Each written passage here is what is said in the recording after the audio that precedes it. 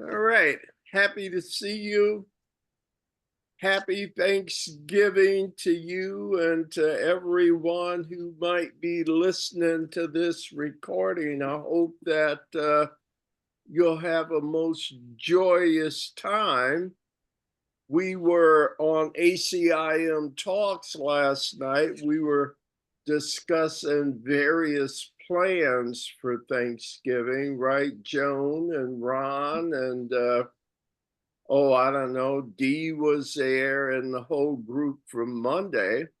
So looks like everyone has some pretty decent plans going. Catherine, how about you? You got big plans for the holiday? They ordered me a dinner from Thomas's restaurant. Okay, all right. So I got to pick it up at 2:30 because Thanksgiving Day. Yeah. So So it's are just a big quiet day. you having company or guests or anything? No, just me. Enjoy your meal. Thank you. And be grateful, man. It's getting, Catherine and I go way back, as do several of us here, but I don't know. Wouldn't you say we're even happier now with all the time and years that have passed? You look like you are. And I am. so I can share your joy. I don't know, gratitude kind of comes out of me all the time, just thinking of how my life worked so much better. I mean, I don't necessarily have more material things than that, but that's not even my goal anymore. So it's a little easier path because I have to work on myself instead of depending on acquiring things. What I need, I already have. And that's just not only joyous to know, but a lot easier, just be you, Jim, right? Well, listen, why don't we get on with our agenda tonight, if it's okay? Um, we are starting tonight in the workbook for students. And Catherine, did you get an agenda No, for sir. tonight's meet? No? Well, No. that's easy enough to correct. We are on page 461 in the workbook for students. You can see, well, tonight actually we're on lesson 323, and you can see we're starting to get near the end of the lessons here, huh? The end of the year. I figure we'll probably finish all the lessons probably sometime in January. But Catherine, for you, since you haven't been here for a while, our lesson tonight is in part 2 of the workbook. And part 2 of the workbook is interesting because all of the lessons are behind like these 14 special things. And long story short, the way you do the lesson is first you read the special thing and then you do the particular lesson for the day. So that's why I started out on page 461, because we're on special theme 11. What is creation? Do you see that, Catherine? Yes. All right. So if we're together, let's get our readers going. Catherine, you want to be the first reader tonight? I'll make Okay, you reader one. And okay. then Hilda, you are not reading, right? Okay. I got that right. Frank, are you reading? I'll give it a try. I've been having some trouble, but I'll try. All right, sure. And if it gets to be a problem, just let us know. But Okay. Frank is reader 2, and then Ron will be 3, Joan is 4. I'll be reader 5 tonight. Will that work for everyone? Sounds good. Yeah. Okay, page 461, special theme 11. Catherine, you want to Okay. start that? 11. What is creation? Creation is the sum of all God's thoughts in number, infinite and everywhere without all limit.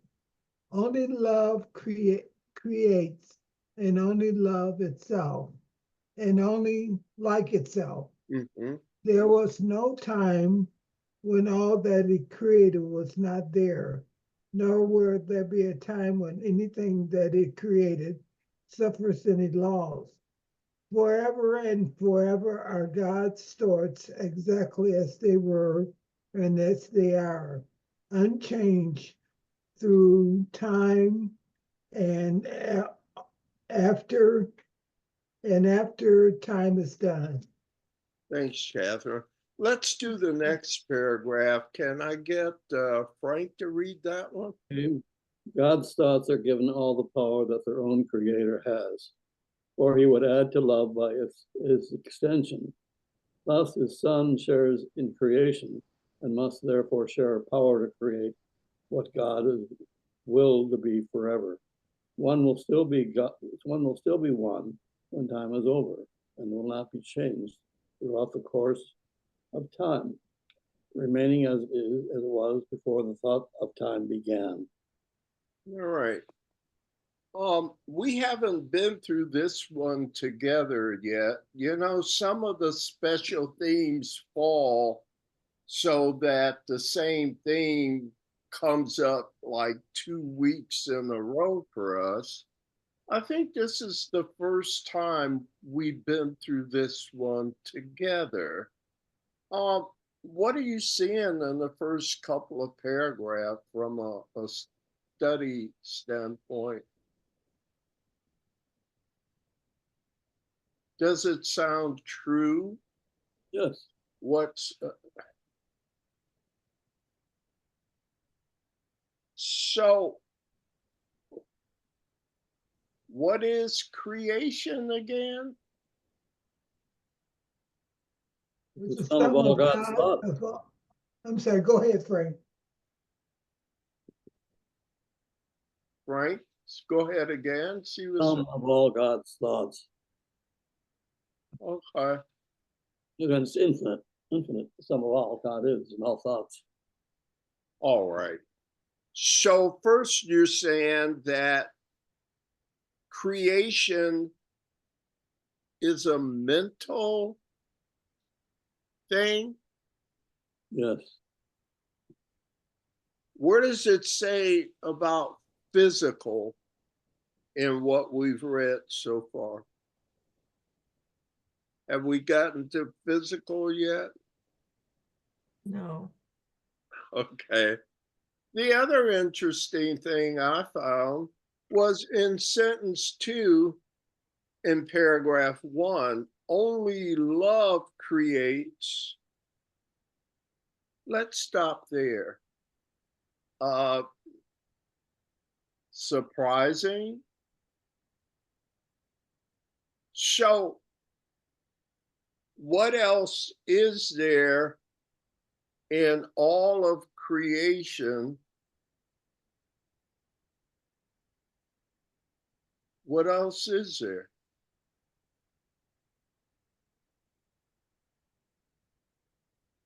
Nothing else.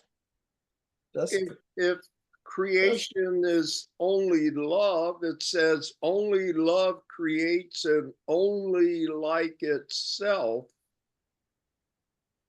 It's kind of, I mean, I'm playing around with it, but How about the word everything? Everything real, or am I reading too much into that? He's saying everything that's real comes from love and is love.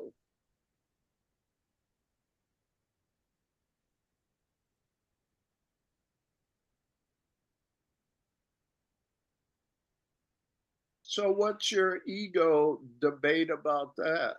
What's your ego saying? Is your ego say that doesn't make sense?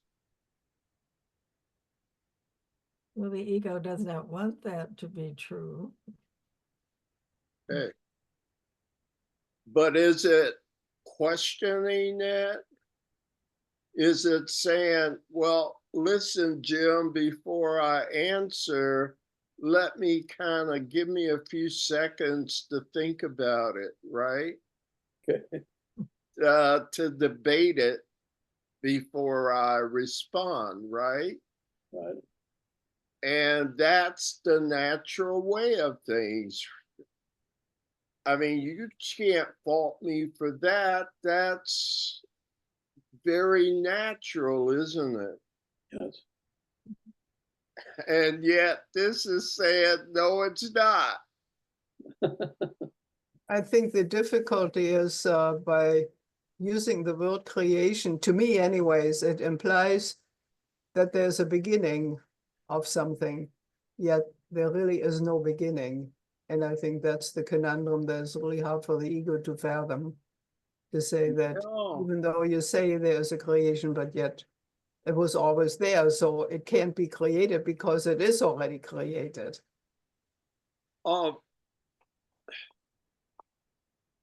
It's a question of semantics, I think. No, I'm agreeing with you, and I was gonna try and move on. You were saying there is no beginning, right, Hilda? That's correct. And then at sentence 3 said there was no time when all that it created was not there. Right. So it wasn't done in a linear fashion. There wasn't any, well, I'll start it and it'll grow kind of this idea. You following me? Okay. And that seems so unnatural because in our world, things have to grow and develop, don't they, into maturity? Right. So that's the other thing that's striking me about it is how different reality is from all the elements we think are involved in reality, like growth and development. And maybe you'll get there and maybe you won't. And some survive and some don't. Some come and some go. So I just want you to appreciate how stark this is in contrast, not just to some things you believe or were taught to believe, but everything, right?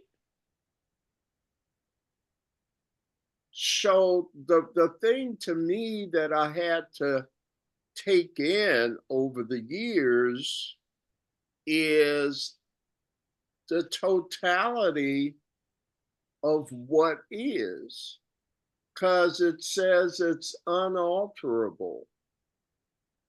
So if it's unalterable, what are our choices? What options do we have in terms of dealing with it?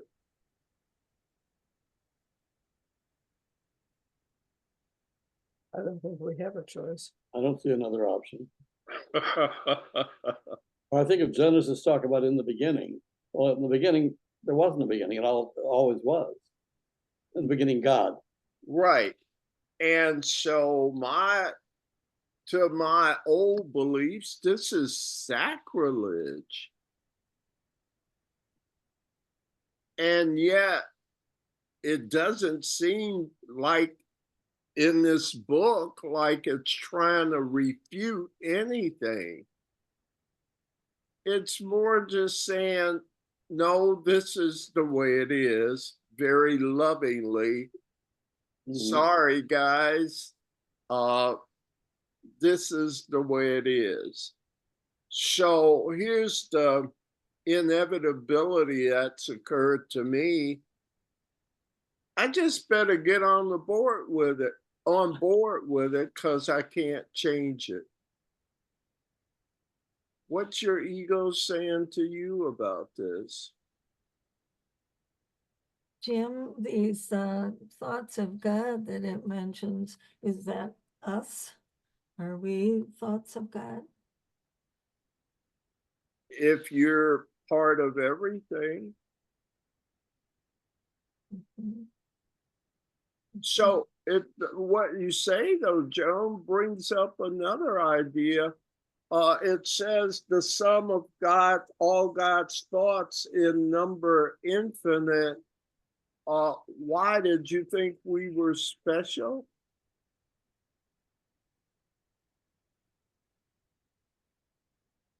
Why would you ask about whether we're included?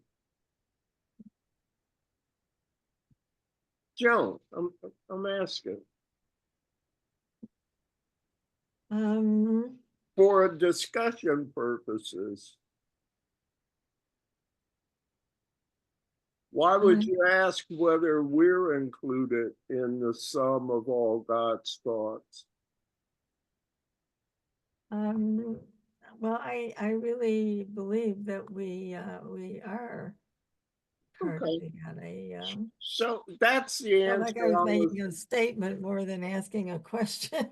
Yes. And picking up on that, I wanted to use your affirmative answer to ask another question. All right. What about an ant? An ant. What about a pig? I guess they would have to also. All right. Now let's get deeper, okay? And this always helps. It's a good way to think about it. We all want to be better. We want to be more like our higher self, right? Right. Is your higher self an individual? No, it's also an illusion. Your higher self is not an individual. So there isn't a higher self for Catherine, a higher self for Ron, and a higher self for Hilda. When you look for guidance from your higher self, the guidance will be on behalf of everyone, not just you. It'll be guidance that will help uplift Hilda as well as Catherine. It'll be guidance that will not harm a bug or a tree in order to serve you. It'll only give guidance for the good of the whole. So back to our discussion, it's going to get meaningless because according to this, there is no Joan, there is no Catherine or Frank or Hilda or Reverend Jim. How's that? What's your ego saying now? Yikes. Or maybe you could take the view, thank God there is no personality. Remember, we talked about persona last night on ACIM Talks? And to summarize, a persona is a mask. That's the origin of the word persona. So is a mask real? No. You okay with that? Yes. Okay. Thank goodness. Okay. Because I have to take on the frailties of this personality, this physical thing that it's something you can make, but it will be a symbol. So last night we talked about, here I go, the first two paragraphs, I'm sorry. Last night we said, is Jesus real? Jesus is also an illusion. Okay. Jesus is anything that takes form, that has three dimensions. What do we say? Length and width and depth. It is three-dimensional to be physical. It can manifest, but that's not reality. Do you see the point we're making here? And it's in such stark contrast to all of the concepts we hold about what reality is. Creation is mental. Is our thoughts physical things? No. They can make symbols and representations and express things, but their essence is mental. Creation is the sum of all God's thoughts, in number infinite and everywhere without all limit. Manifestation is the activity or the expression of the thought. The thought itself is just energy, but it has the ability to use for things. So I want you to know there's nothing wrong with a body per se, as long as you remember it's not you. How am I doing? Good. Okay. I was thinking, Jim, it's mental, is it without form? So it's not, it's without form, so it is energy. Yes. But what Go about your conscience? Where does that come in at? Your consciousness. Well, A Course in Miracles early on says that the awareness of consciousness was the first result of the tiny mad idea. Yes, there is a consciousness, but it's not an individual. It's a universal consciousness. And its nature is good. So when you thought you could take on your own individual consciousness, or Frank, that was simply one of the first results of the tiny mad idea of separation.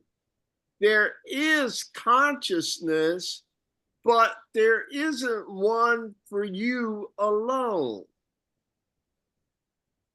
The idea of having your own separate heaven and your own private thoughts and your own secrets and your own possessions that are autonomous from the whole, that's separation, right? Mhm. That's the tiny mad idea, right? Catherine, you remember that, the tiny mad? That is it. It's the one that's debating what we're saying. It's the adverse one, as Charles Fillmore would say, the adverse ego. It's the one that analyzes and tries to poke holes in what is forever true. Who in their right mind would attempt to attack the truth? You'd have to be what, ladies and gentlemen? Insane. Crazy. Okay, all right. Crazy. Yes, when you understand it properly, you'll start to see, lay down your arms and be thankful you did, because the nature of the real consciousness, the universal consciousness, is all good. You can't make an opposing will to that. Lay your arms down. Now, is that going to hurt you? Or will it be all good? Good. That's where your faith comes in, right? Okay. The road to success is not through conflict and conquest. The road to success, there is no road, because it's already there. What do you want more than love? Peace. Doesn't that come from love? Doesn't love produce peace? Yeah. Doesn't love produce joy? How about happiness? How about safety? How about security? If love is all there is in truth,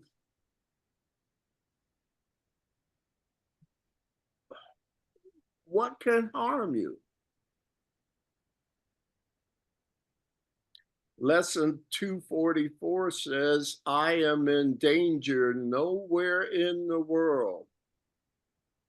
That's because you're not in the world.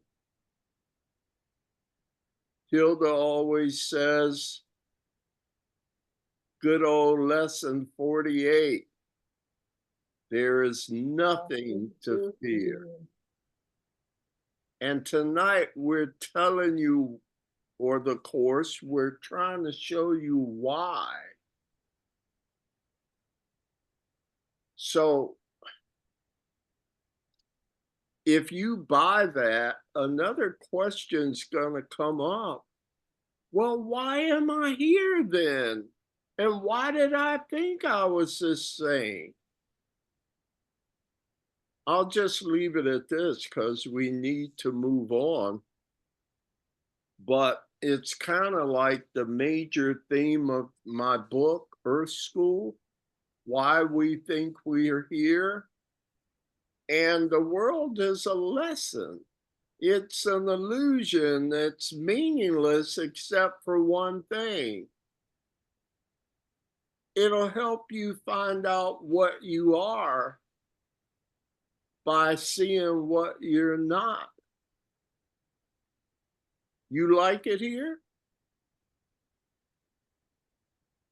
Yes? No. You wish there was someplace that worked better? That's what we're trying to show you, is that separation does not work, does it? Maybe try something else. You'd think it'd be easy to try love, since love is what you are. How hard could it be? But if you didn't know you were loved, you wouldn't see the rest, right? So we are grateful that you've engaged with this stuff enough to see that you do have another choice. There is another alternative. You don't have to continue to live in fear.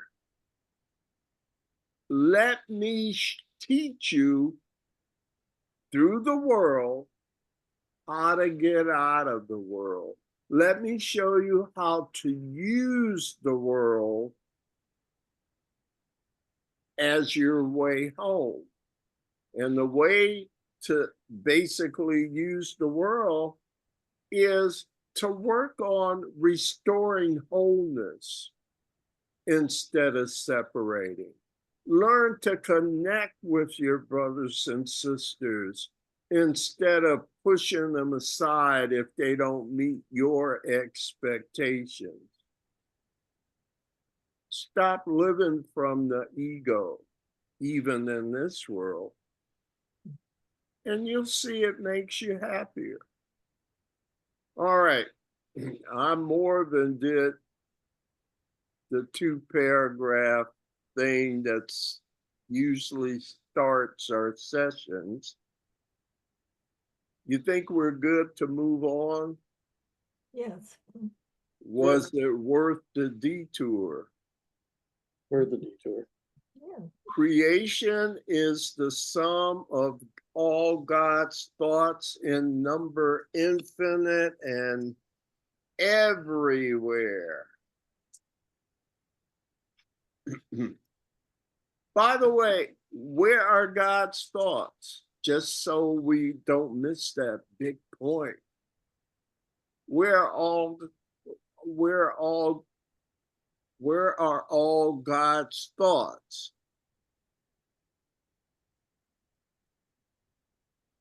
They're in the illusion? Nope. No. All of God's thoughts are in God's mind. Okay. All right. But these thoughts have been endowed with something, a big gift called free will.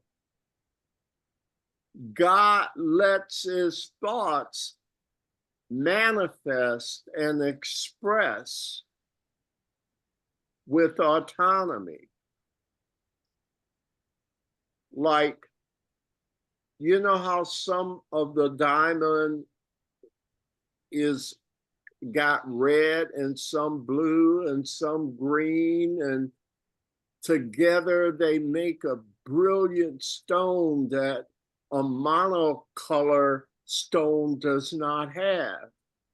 It is the various expressions that make the whole so appealing, isn't it? And the various facets, they all have their kind of contribution to the whole. Mm. It's the difference between a gray blanket and a beautiful quilt. Like a diamond is made under pressure, and just like we are made under pressure, sometimes we have to suffer. Maybe I'm getting off track, but we have to suffer to be who we are. We Well, can't just go through life on willy-nilly, going, yes. And here's the thing though, it will not end up being suffering, because you'll become more invulnerable. Take a look at lesson 26, okay? My attack, let's just go there. Man, it's getting away from me as usual tonight. 26, do you see lesson 26 on page? Somebody gonna say, It's My 40. attack thoughts are attacking my invulnerability. okay? So,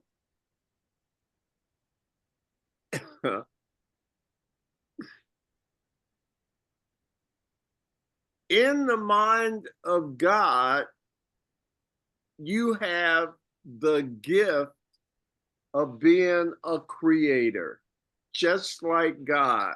Maybe you want to shine a certain color or or form in a certain way or what have you. You're free to do that, and it only makes reality more interesting, more diverse. You following me, Catherine? Okay.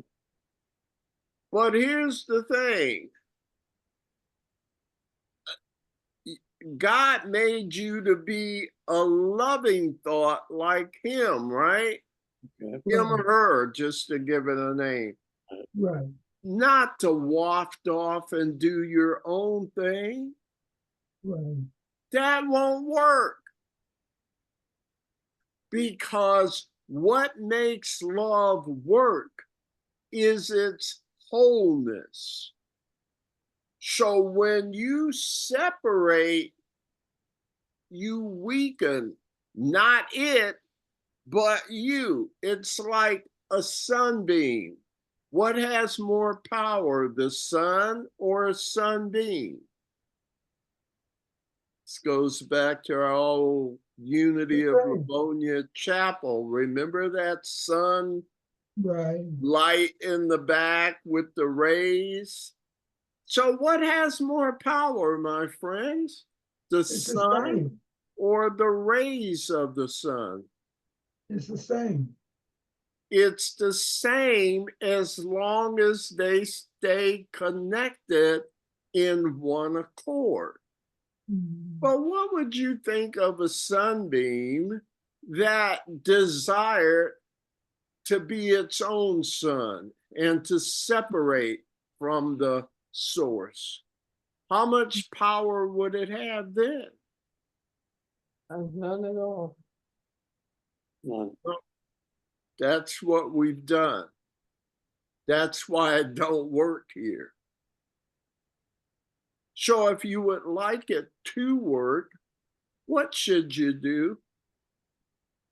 Try and reconnect and stay connected, right? Right. Right. That is the spiritual path. Whether it's A Course in Miracles or what is it? Theosophical Theosophical Society Society or any of the or other, the Coptic Center. yeah, any of the other spiritual paths. At the core, they're trying to reconnect you with your power, your real power. Joan, you just turned purple. Oh, I don't know. That's weird. You didn't do anything, did you? I Well, didn't don't do worry, my anything. friend. I'm glad to see a smile on your face, and I do hope you're feeling better soon. Catherine, you were talking about suffering. I assure you that when you learn these new responses to the apparent conflicts that confront you, you'll find you'll be dealing with them and be at peace and love and joy for you and for them all the time. When you've Yeah. learned to master this new set of responses to the things that used to hurt you or That's right. depress you or make you anxious, you'll find that you'll become invulnerable to those things. That's You'll true. find instead of trying to get people to stop pushing your buttons, you'll find you'll be able to come buttonless. Right. Because I could only hurt myself. And so when you talk about suffering, stop hurting yourself, come to Right. this path, and stop banging your head against the door. Stop walking in the dark when this one knows where all the doorways are and where the easy paths are, and won't let you be hindered by all the little conflicts that we used to pay attention to before in our daily lives. Does that bring peace? Try it. See if you like it, right? Well, it's true. All right. Who's our next reader? We should move on. Wow. Yeah. I'm gonna go out and come in again and see if I can get rid of this, okay? Okay. And if not, like I always say, you still look great, even in purple. We're up to Ron, and I Right. think we're on paragraph 3. Correct. All right. I promise I won't talk on this one much. Creation is the opposite of all illusions, for creation is the truth. Creation is the Holy Son of God. For in creation is his will complete in every aspect, making every part container of the whole. Its oneness is forever guaranteed, inviolate, forever held within his holy will, beyond all possibility of harm, of separation, imperfection, and of any spot upon its sinlessness. Let's do one more. Joan oh, wait. Joan is back. I'm trying to see if it'll work here. Joan, are you there? Oh, hold on, folks. I'm so sorry. Let me see what I can do. Hi, Joan.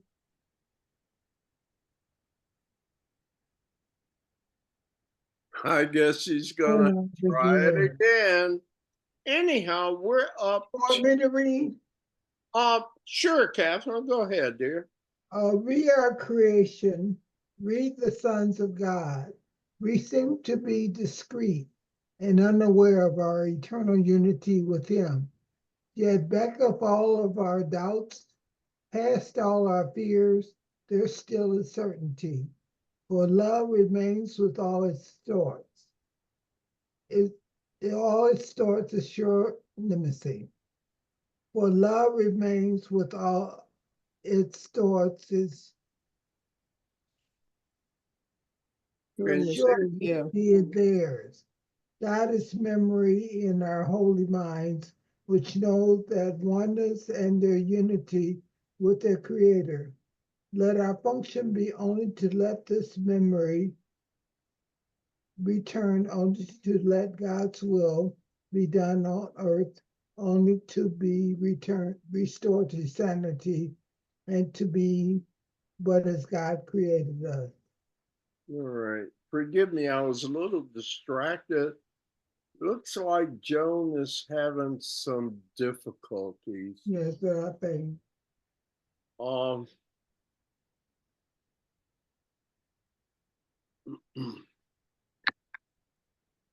Joan, if you can hear me, why don't you give me a call on my phone and I'll see if I can help in any way. Other than that, guys, I don't know what to do but keep going. Paragraph 5, our Father calls to us, we hear his voice, and we forgive creation in the name of its creator, holiness itself, whose holiness his own creation shares, whose holiness is still a part of us.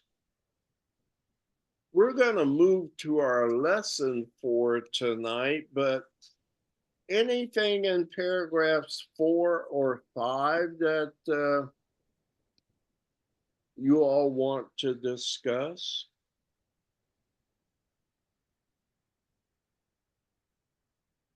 Do me a favor though, paragraph 3, I just want to, this is an important idea throughout the course. In paragraph 3, sentence 2, creation is the Holy Son of God. Is that male or female? Holy Son of God. It's Neither. both. It's All right. all. Trick question, right? It's not a gender thing. Yeah. It's first there was this, and from this came the second part.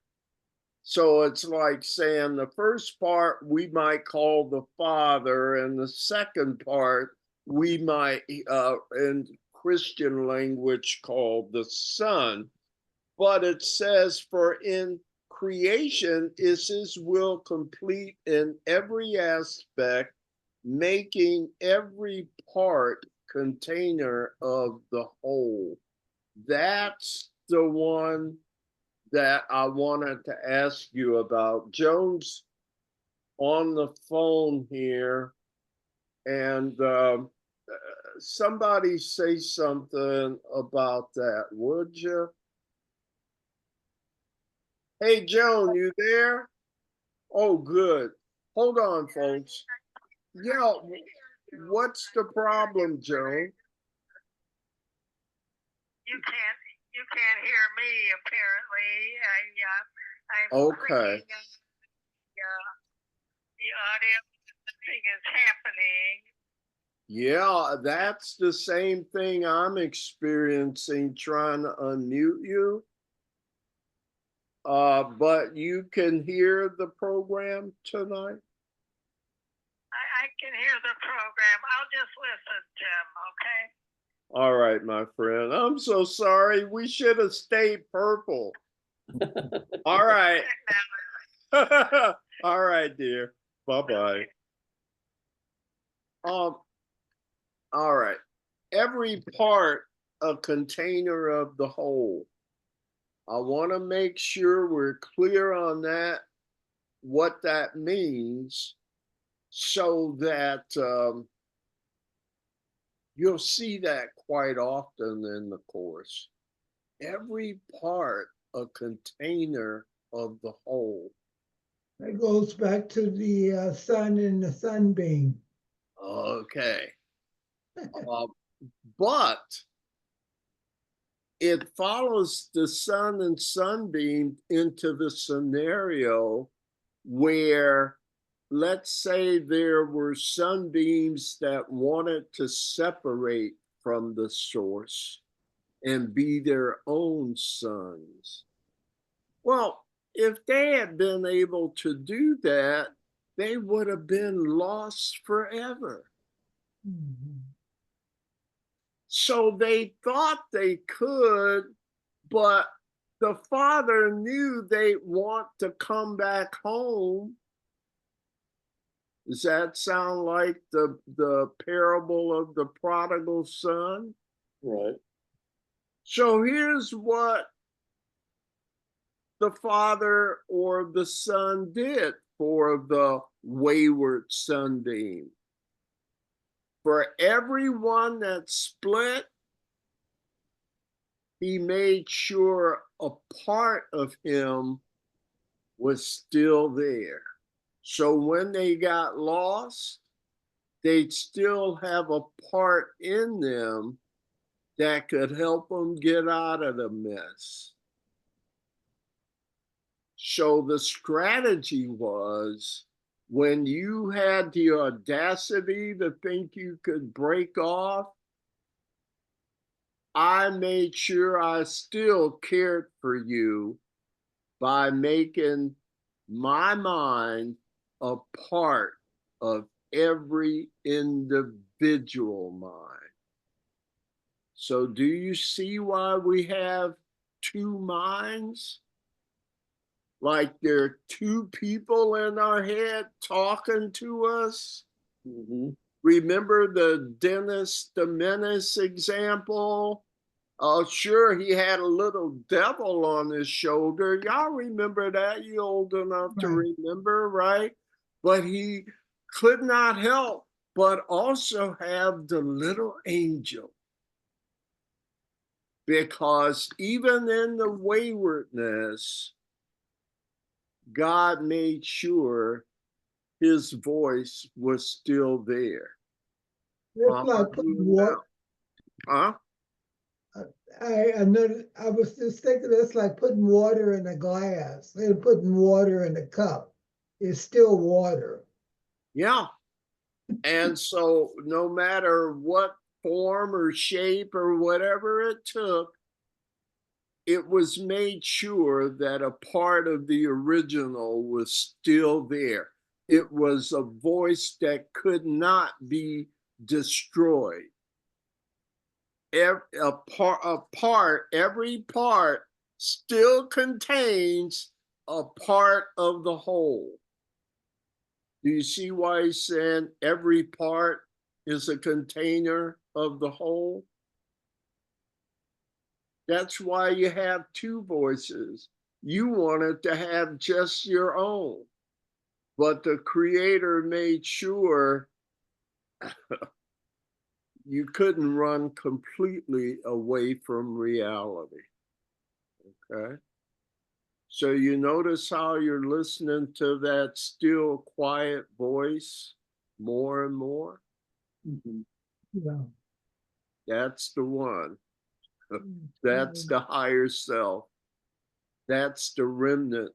That's the truth you could not get away from. And whenever you're ready, it'll show you how to get out of the mess. We are on lesson 323. Can I read that one? And we'll do our meditation for a few minutes. We're on page 463, lesson 323. I gladly make the sacrifice, quote unquote, of fear. Here is the only sacrifice you ask of your beloved Son. You ask him to give up all suffering, all sense of loss and sadness, all anxiety and doubt, and freely let your love come screaming into his awareness, healing him of pain and giving him your own eternal joy. Such is the sacrifice you ask of me, and one I gladly make. The only cost, quote unquote, of restoration of your memory to me for the salvation of the world. Now, that was the prayer segment. And here's Jesus's comment. As we pay debt we owe to truth, a debt that merely is the letting go of self-deceptions and of images we worship falsely, truth returns to us in wholeness and in joy. We are deceived no longer. Love has now returned to our awareness, and we are at peace again. For fear is gone, and only love remains. I gladly make the sacrifice of fear. So please, let's take a few minutes and reflect on that and see how we're feeling after our meditation period. I'll put some music on to help along with that. And I'll see you guys on the other side. Let me get the music going. I gladly make the sacrifice of fear.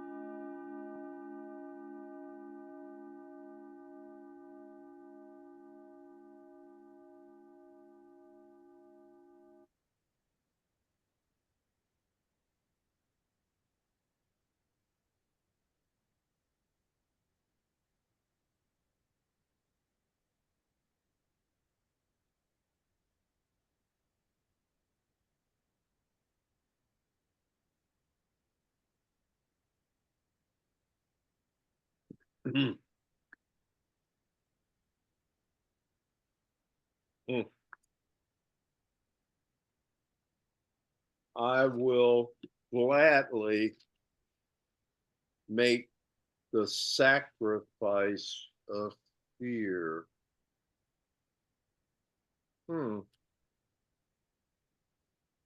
If you weren't afraid, could you walk full stride? Could you be all that you could be? Then who in their right mind would not want to let fear go if there was a way to do it? What would make us cling to the way things are if indeed something or someone is saying, here's the way to go instead? Wouldn't you gladly give up the old way for a new way that holds such amazing promise? Yeah. I mean, that's not, you don't have to go to church for these, for how to answer these questions. It's kind of common sense once you put the options out where they can truly be seen. If you do this, this will happen to you. And if you do that, and by the way, if you do this new way, it is reciprocal. The more you do it, the more you get the benefits. The more you don't do it, the less you get the benefits. So you can get a glimpse of it in a nice meditation period, right? But can you hold on to it and come out of your prayer closet and still stay that way? Would you like to? I can show you how. I can show you how my higher self is saying. But if you want to hold on to the fear, it's ridiculous, but it's up to you. Isn't it ridiculous? Yes. So the prayer says, I gladly make the quote unquote sacrifice of fear, because sacrificing fear, letting go of fear is not a sacrifice. What would you have to lose? And what would you have to gain? So if you have a little bit of willingness, I'll show you every day. I'll show you how to practice responding differently to things. Okay. So it's not a whole big step. It's a little willingness to do all the baby steps that he's going to show you to give you practice. Remember those people that got on your nerves? They'll still be there, but now they have a new purpose to give you a chance to practice responding differently to them, to loving them unconditionally, and to be able to demonstrate that. Remember in the Course that thing where Jesus says, if a brother asks you to do something ridiculous, do it. Y'all remember that? He said it a Mhm. few times. That's why. Because if it's not going to kill you, now I'm not talking about jumping off a cliff with them, but how many little things could we just accommodate in order to bring us closer instead of separating? Remember, separating makes them weaker and you weaker. Joining makes them stronger and you stronger. Comment. I was just thinking go ahead. No, I'm listening to you. What did Go ahead, Catherine say? I don't know. I don't think there was another comment, Catherine, if you want to say something. Oh, I was just thinking of the word becoming and being.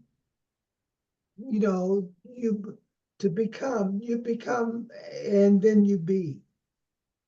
You Yeah. know. The only trick is, remember, it's circular. Here, what we're learning to become is what we always were. Mhm. It's kind of crazy, right? It's like a journey without distance. It's like we put in all this effort just to get to where we never left. But you won't know that until you get there and can look back and see there's no place like home. Right. That's the beauty of it. It is.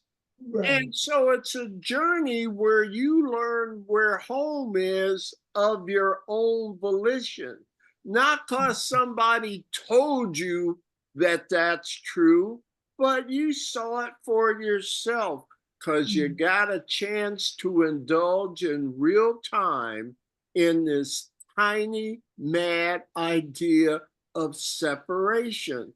The world is chaos Mhm. because everything is separate, right? Okay. If you want to know what the problem is, that's what the course is saying. Does it make any sense to you?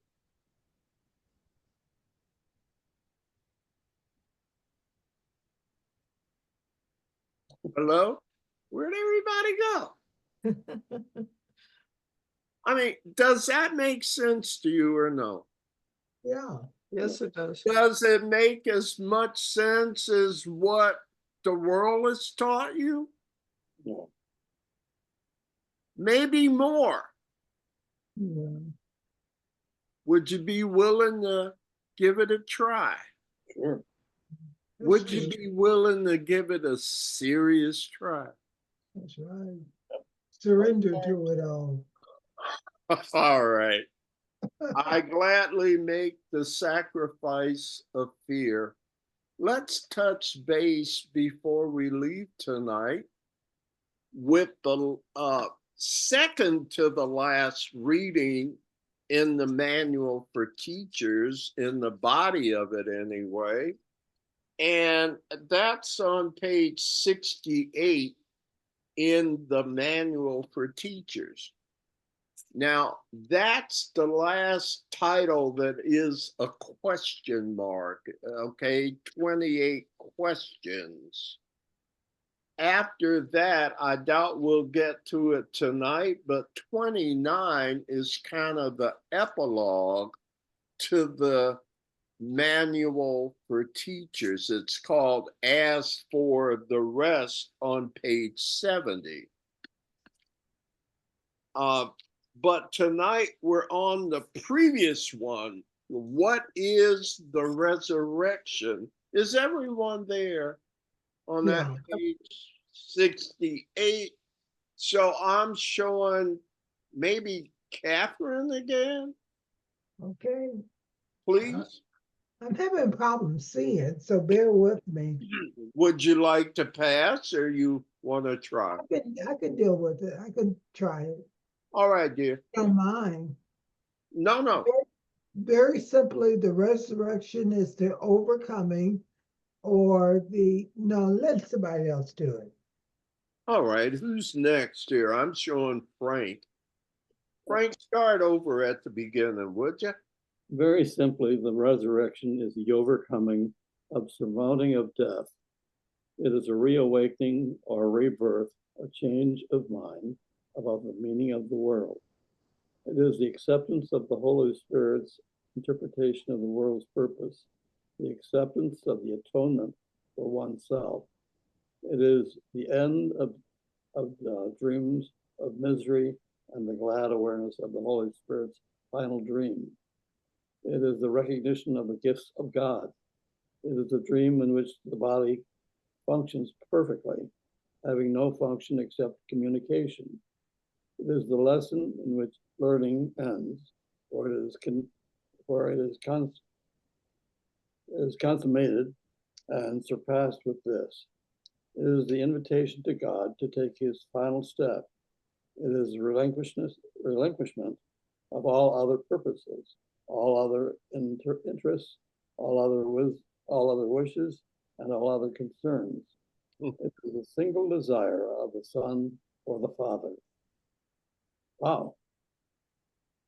I saw several things. It's a long paragraph. Let me just ask you, since you're sharp people with all we've done together, here's what grabbed me in paragraph 1, sentence 2. It is a reawakening or a rebirth. It's a change of mind about the meaning of the world.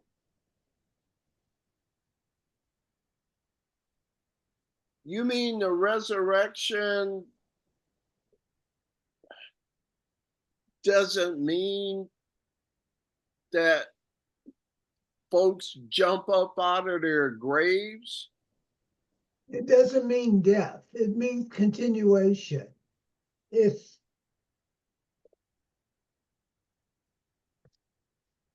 Okay. okay. I think to me, it means that we're reawakened to something we knew all along. We just have forgotten. So is the resurrection physical or mental? Mental. Mental. That's the point I'm trying to make, right?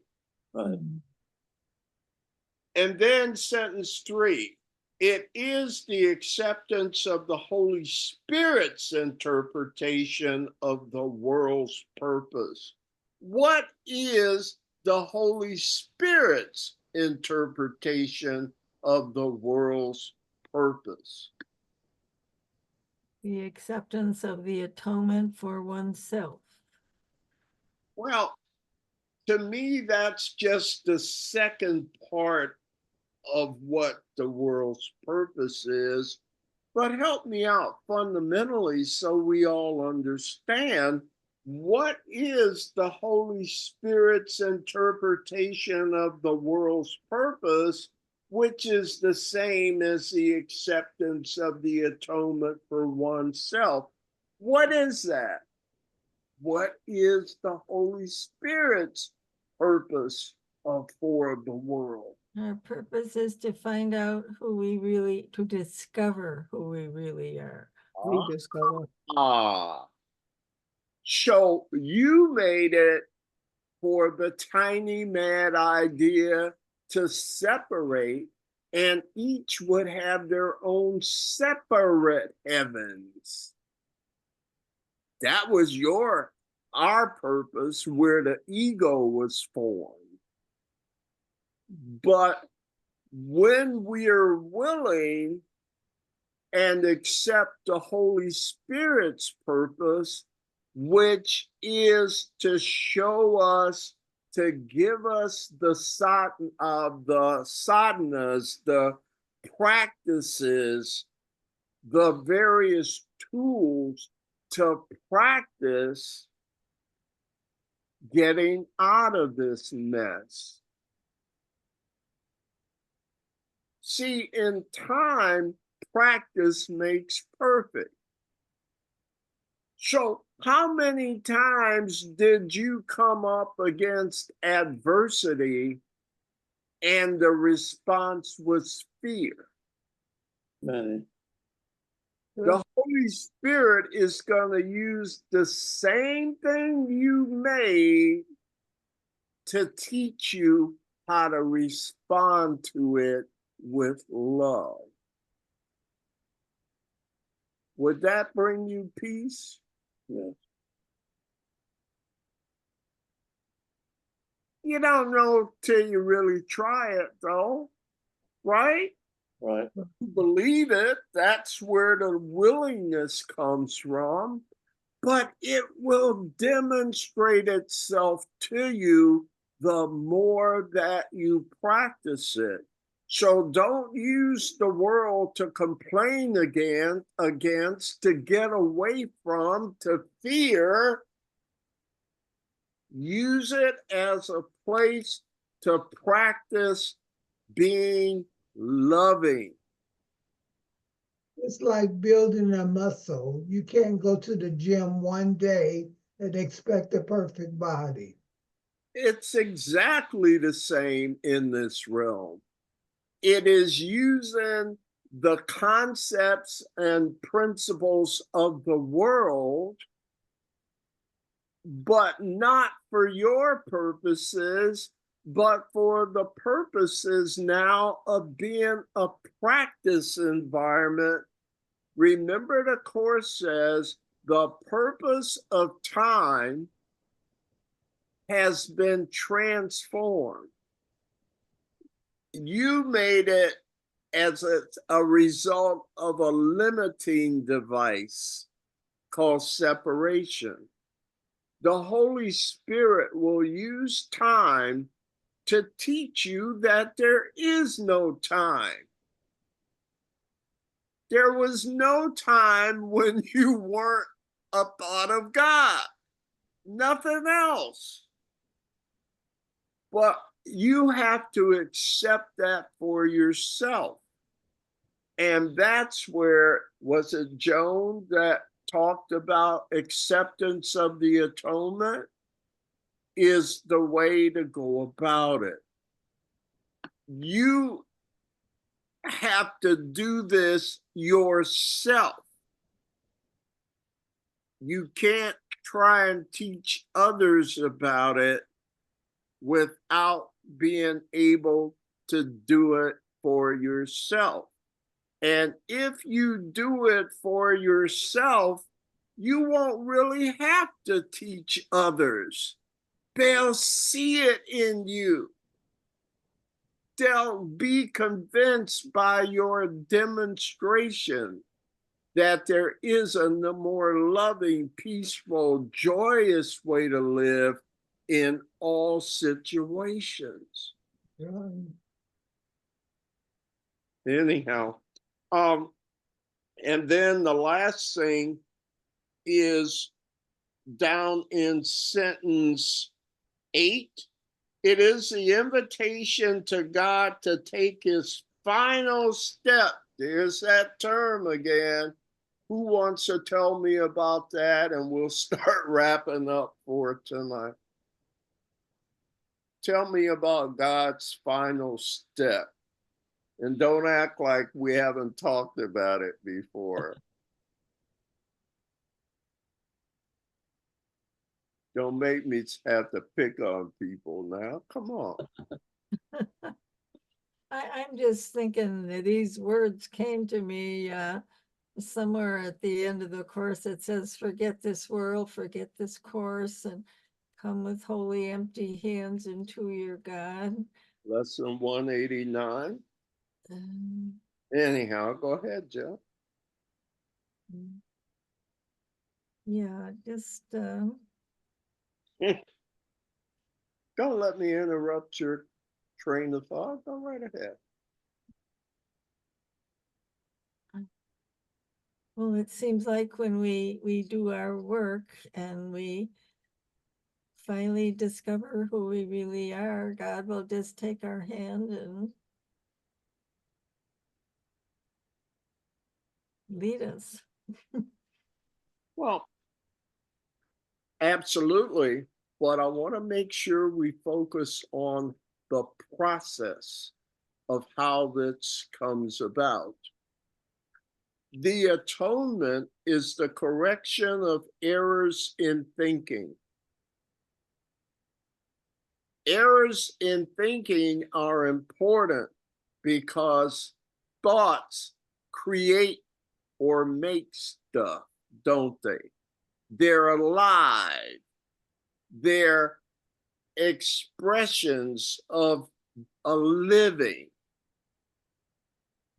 So the approach the Holy Spirit is taking to bring us to the point that we're ready for God's final step. Is this sounding familiar? Hilda, take it from there. What happens? What's that called when, here, it's called the happy dream. Does that ring a bell? We have to get to the point that instead of dreaming, now remember, it'll still be a dream, okay? It's called the real world. Now, ironically, the real world isn't real, okay? It's an illusion, but it's a happy illusion instead of a sad illusion. Y'all with me? Yep. It sounds familiar? Yes. The Holy Spirit's job is to change what we're dreaming from a sad dream to a happy dream.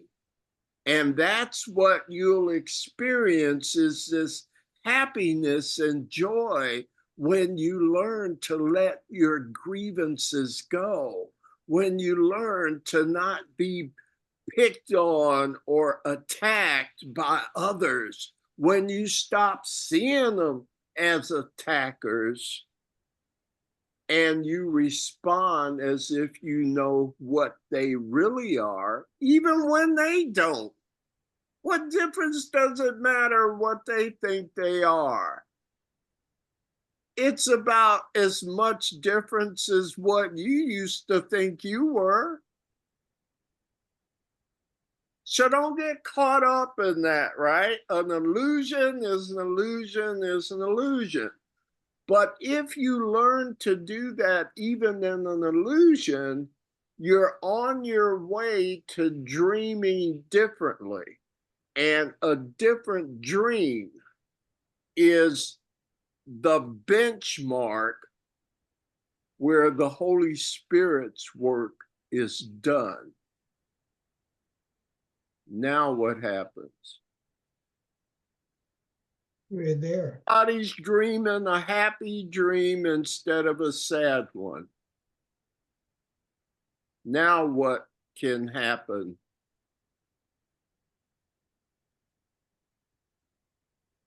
God can take its final step. Because what you're dreaming,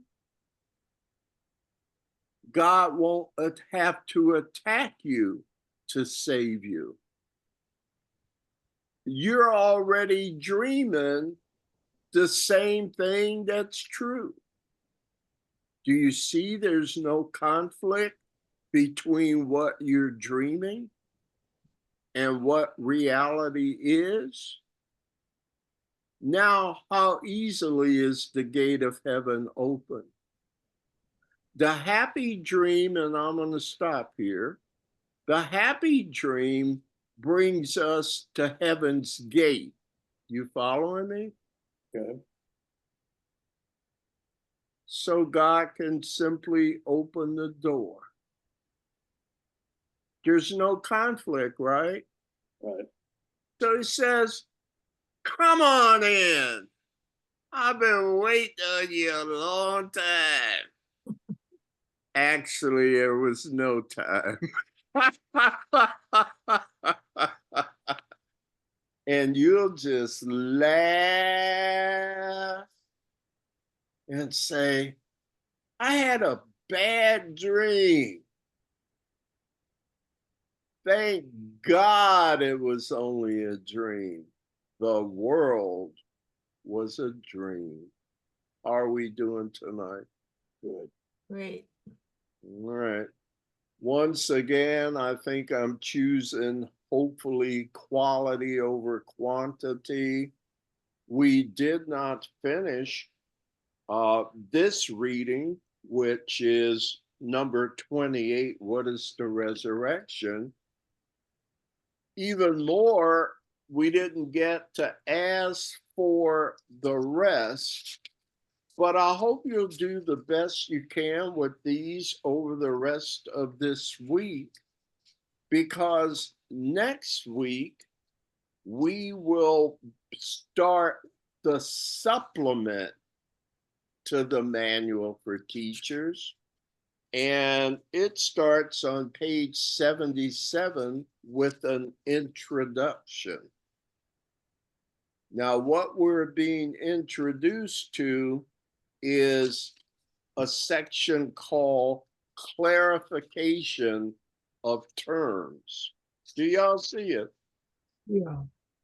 And it's gonna go over in total 6 terms that, first of all, it's the most unusual clarification of terms I had ever read. And there are only 6 terms here. The first 5 are in pairs, and the last one only has a single term. Again, as I think you're finding out, not a lot of words, but boy, is it deep. But aren't you finding deep exciting now? What insights am I gonna get? And you see how you're able to navigate them without getting a headache? Practice, right? Thank you for your time and having you here tonight, and I hope you got something out of it. I know I did. So I'm hoping it's a win-win, and that's the only way my higher self would have it. So hopefully mission accomplished. Final comments, questions from you? All right, let's turn it over to the closer, and I don't know. I feel good tonight. Hilda? Okay. The light of God surrounds us. The love of God enfolds us. The power of God protects us. The presence of God watches over us wherever we are. God is. I am the light of God. I am the The light of God. I am the love of God. I I am am the love of God. I am the power of God. I I am am the power of God. I am the presence of God. I I am the presence of God. Therefore, there. Therefore, wherever I am, wherever I am, God is, God God is. is, and all is well. And and all is well. There is nothing to fear. there There is nothing to fear. There is only love. There There is is only only love. love. Namaste. No. Namaste. Happy Thanksgiving, everybody. Yeah, Yes, thank you. Same to you. Happy Thanksgiving, yes. and we'll see you next week. Have a prosperous week, okay? Love. Thank you. Good night, everybody. Good night, everybody. Love you all. Have a Thank you, blessed week. Jim. Thank you. Bye-bye. Good night.